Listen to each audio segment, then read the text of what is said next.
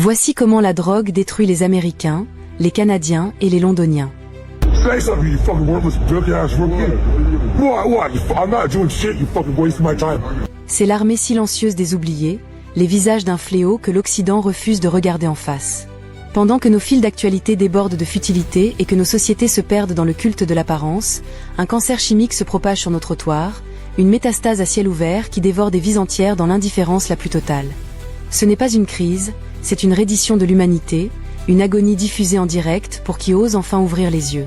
Pour comprendre l'ampleur de ce massacre, il faut abandonner les reportages aseptisés et plonger dans la réalité crue, celle que documente sans relâche le courageux Kevin Dalgrand sur sa page Instagram. Là, l'horreur n'a pas de filtre. Voyez cet homme, autrefois peut-être un fils, un père, un ami, aujourd'hui étendu sur le bitume sale et jonché de détritus de Kensington Avenue à Philadelphie.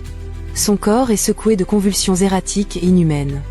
Il n'est plus maître de ses propres membres.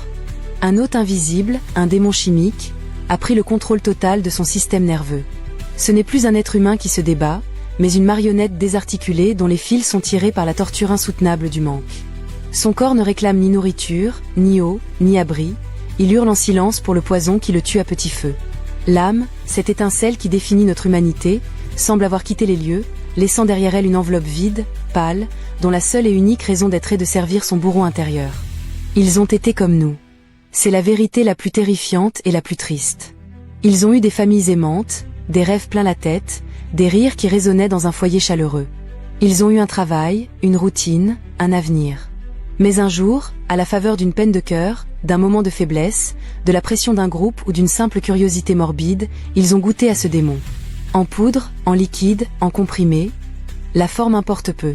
Ils pensaient flirter avec une expérience interdite, ils ont en réalité signé un pacte irrévocable avec l'enfer. Car cette drogue, qu'on l'appelle fentanyl, tranq ou xylazine, n'est pas récréative. C'est une colonisation de l'être.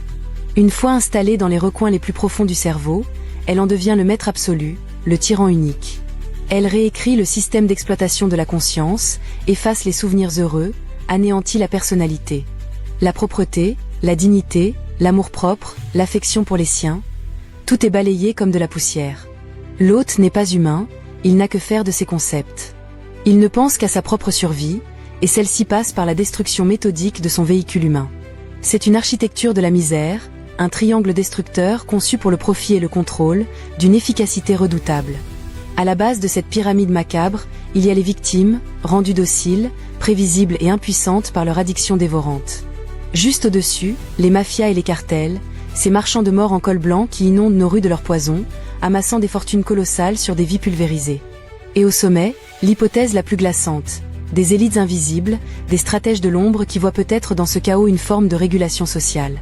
Un peuple affaibli, dont une partie est totalement neutralisée, physiquement et mentalement incapable de réfléchir, de se révolter ou de participer à la vie citoyenne, est un peuple plus facile à gouverner. Un corps qui ne pense qu'à sa prochaine dose n'a ni opinion politique, ni conscience de classe. C'est le cynisme ultime, l'asservissement moderne, silencieux, chimique et terriblement efficace. Le fléau, tel un virus, a muté et traversé les frontières. Des quartiers célèbres et ensoleillés de Los Angeles aux rues froides et reculées de Vancouver, jusqu'au cœur même de Londres, les mêmes scènes apocalyptiques se répètent. Des silhouettes courbées en deux, figées dans des postures de souffrance que le corps humain ne devrait pas pouvoir supporter. Des hommes et des femmes debout, immobiles, les yeux vides, se balançant d'avant en arrière comme des zombies sortis d'un film d'horreur. Regardez cet homme noir, torse nu, qui saute et se tord au sol sans la moindre raison apparente, son corps exécutant une danse macabre dictée par les synapses en feu de son cerveau en manque.